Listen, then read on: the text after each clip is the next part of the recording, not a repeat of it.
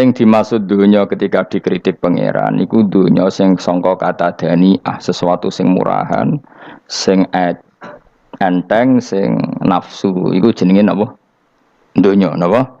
Dunya. Tapi ketika sesuatu itu baik dan mengarah kepada Allah, iki jenenge dunya iki masruatul akhirah. Maka dunya itu di dua status napa? Siji masruatul akhirah. Dan ini status yang harus kita pakai.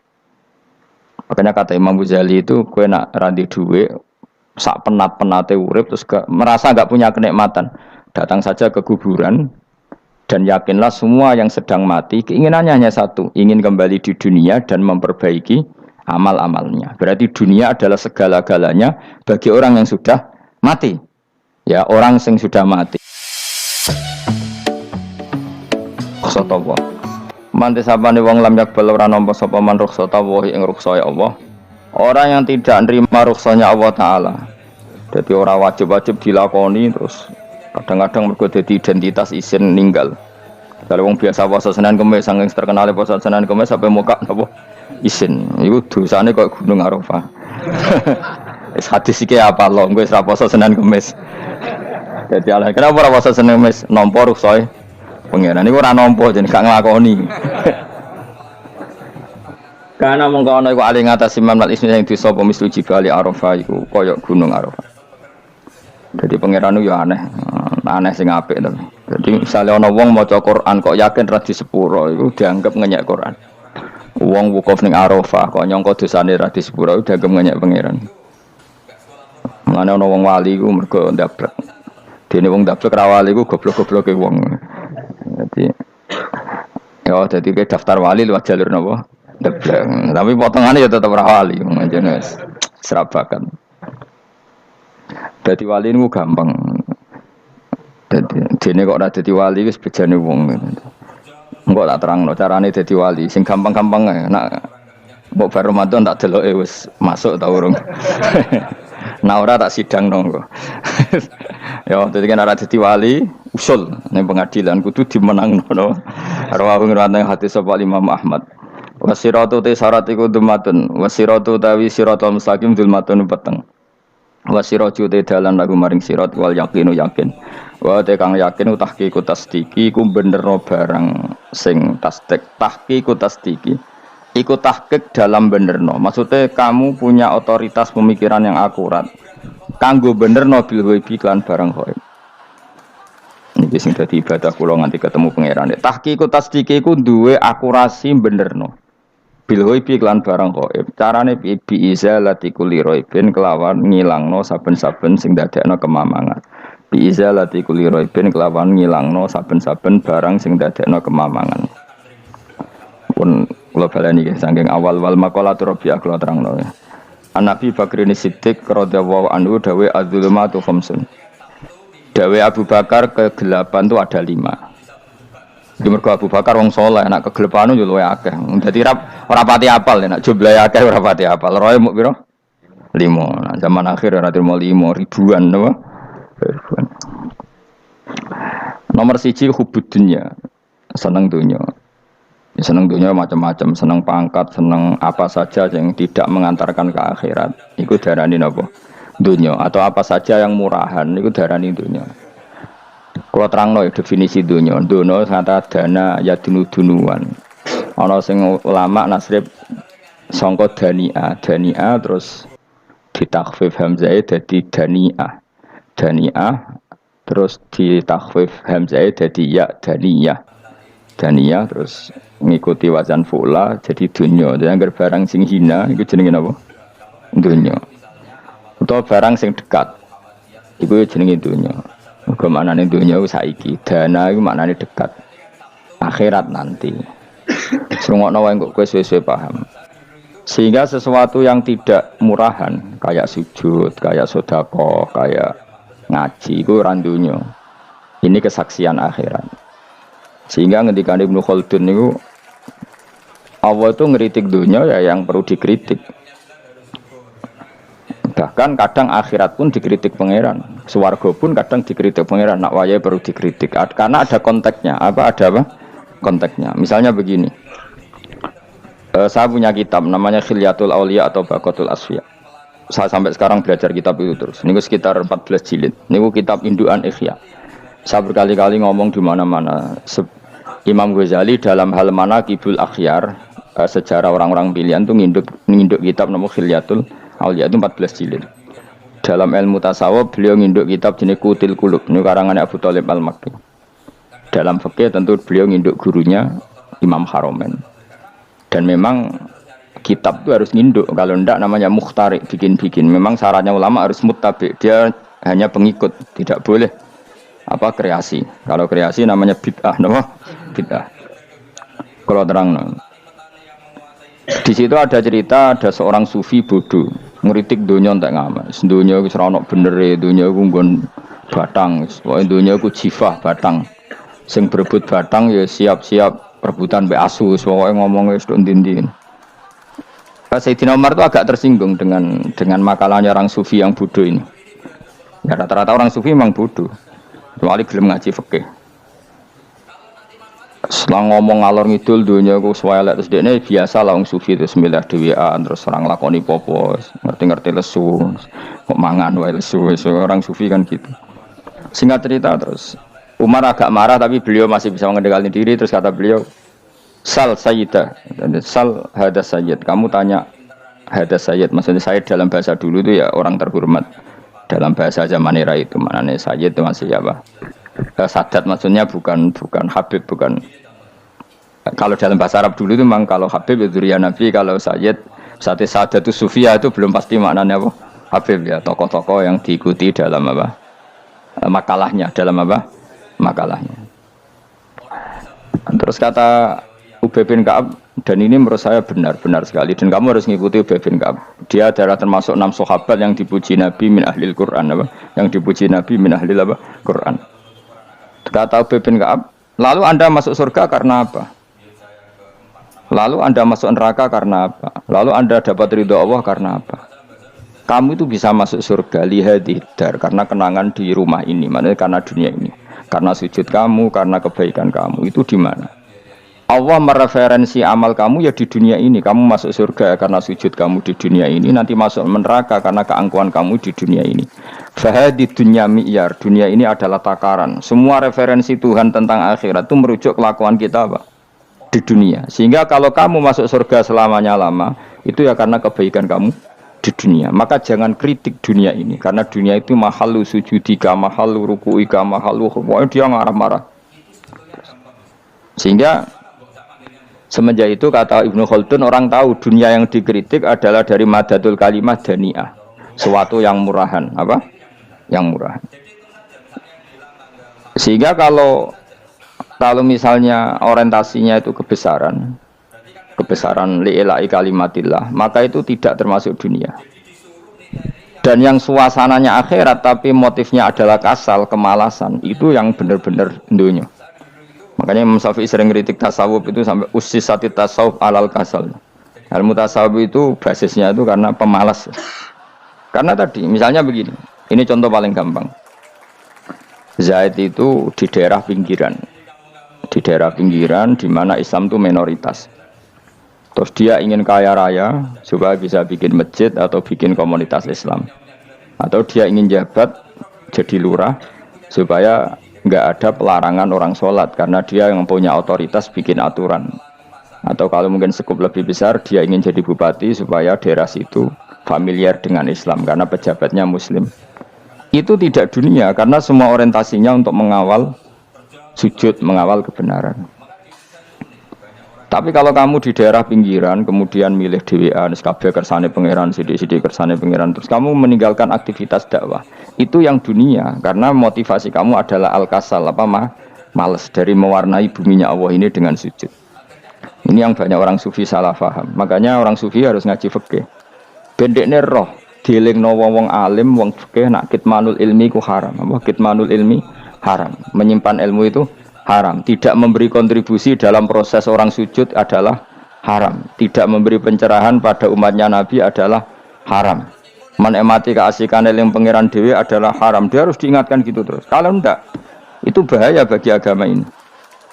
Makanya dulu itu enggak ada orang sufi yang enggak ngaji ulama fikih. Sekarang kebalikan, malah wong sufi darani fikih mau kulit dekne wis tok hakikat, sembrono. Oh tak tobat tenan nak ketemu aku. Itu bahaya, paham seperti itu tuh bahaya.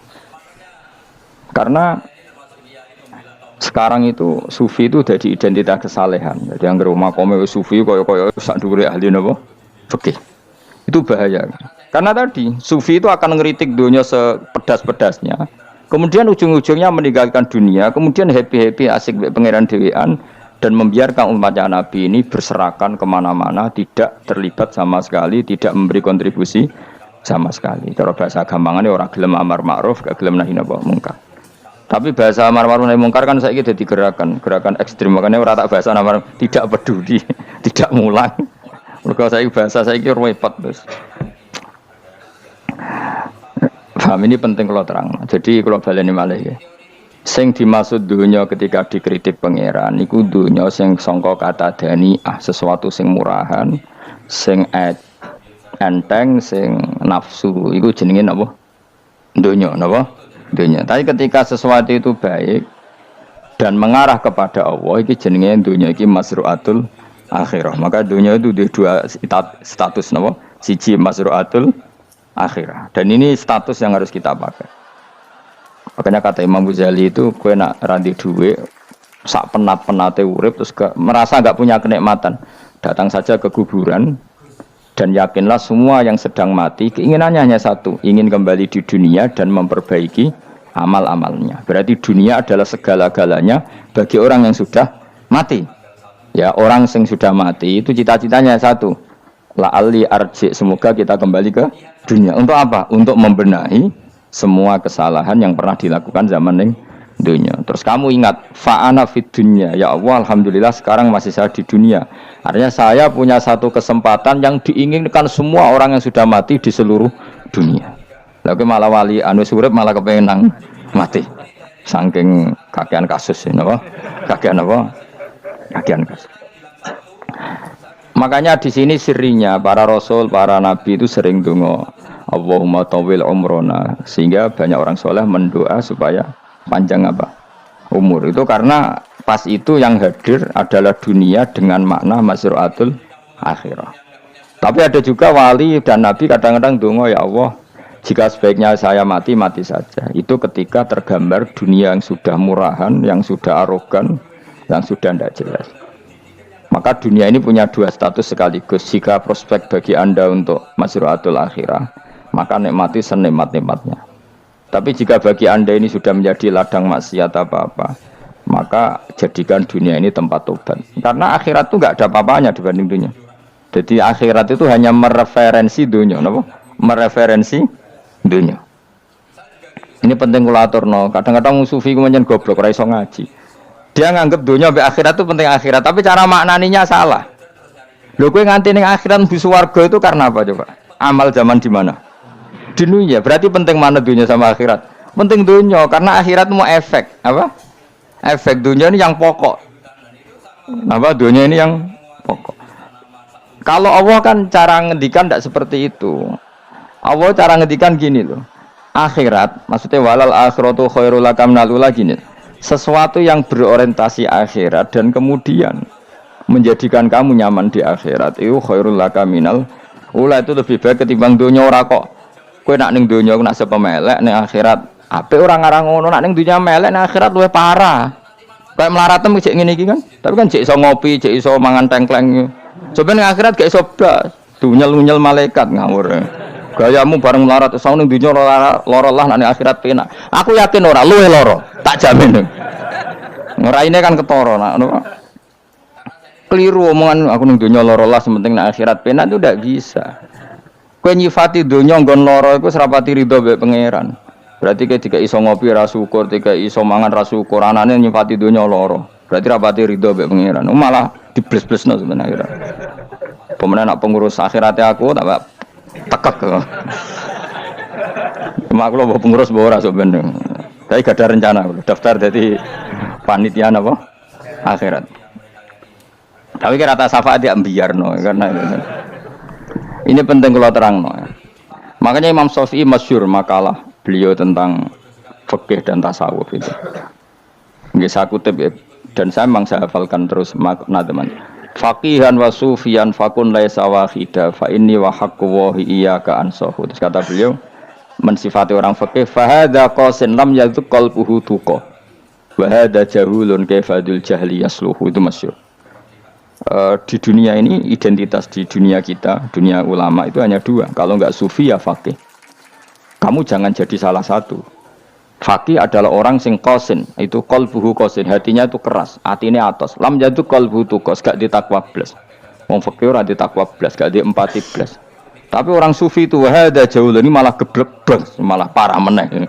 Sing sitok atas hatine sitok geblek dari Imam Syafi'i itu. Kena protes berarti Imam Syafi'i aja protes aku. Kenapa begitu? Misalnya gini orang fikih. Kalau bapak nyontohkan tuh gini. Orang fikih itu punya aturan. Misalnya kalau rukuk tidak begini nggak sah. Sujud kalau nggak begini nggak sah. Sholat kalau tidak begini nggak sah. Oke, aturan itu baik. Tapi punya keangkuhan berpikir. Misalnya ada orang desa terbelakang. Misalnya di pedalaman Gunung Kidul, Kulon Progo. Ada orang yang ditobatkan orang-orang sufi. Orang sufi itu ya sing rodok goblok-goblok itu. Misalnya nobatkan. Enak wae wong fikir melok nobatno tapi tahu-tahu bilang ini salatnya enggak sah, rukuknya enggak sah, Fatihahnya enggak sah. Jare sing sufi, wah semane nobatno ora iso salat apa ora disahno. Si sufi ya goblok pisan, ketika ngawal si ajudannya tadi salat, enggak dikawal. Sehingga banyak aliran di Jawa salat ala kali Joko ya ono Fatihah mau meneng tok. Sitok sujud tok. Jadi ini sitok atas atine ora gelem bina tapi muni rasa. Sing sitok goblok, ora tahu nerusno pembinaan. Akhirnya ya mandek ning satu kesalahan dan diwaris ya bergenerasi-generasi. Makanya kata Imam Syafi'i itu sitok goblok, sitok atas sadine. Jadi kamu jangan jadi salah satu itu.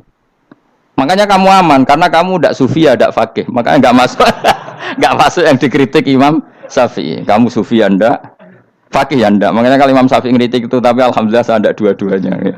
Ya ndak sufi, ndak fakih. Karena orang sufi itu kalau ditelusuri itu memang kesalahannya terlalu banyak.